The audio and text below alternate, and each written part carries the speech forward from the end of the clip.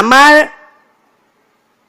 ৰাজ্যত 4 লাখ আত্মসহায়ক গোট আছে আৰু তাৰ লগতে NURLM অৰ্থাৎ নগৰতো আমাৰ আত্মসহায়ক গোট আছে আৰু নগৰতো আমাৰ প্ৰায় 50,000 আত্মসহায়ক গোট আছে।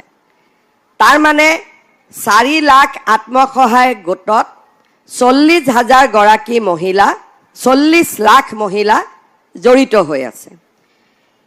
এই 40 লাখ মহিলা ইমান দিনে আমি এটা গোটত আছো আৰু গ্ৰেডিং অনুসৰি আমাৰ গোটবিলাকে ৰিভলভিং ফাণ্ড বা বেংকৰ লোন লাভ কৰি আছে।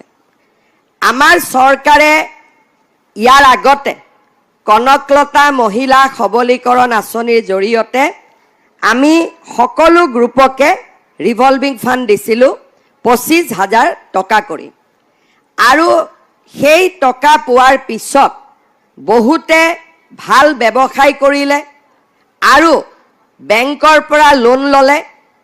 আমি দেখা পাইছোঁ যে অসমত আমাৰ মহিলা আত্মসহায়ক গ্ৰুপবিলাকে 16,000 কোটি টকা বেংকৰ পৰা আজিলৈকে লোন লৈছে আৰু ইয়াৰে 99% মহিলাই এই লোন বেংকক সময়মতে উভতাই দিছে।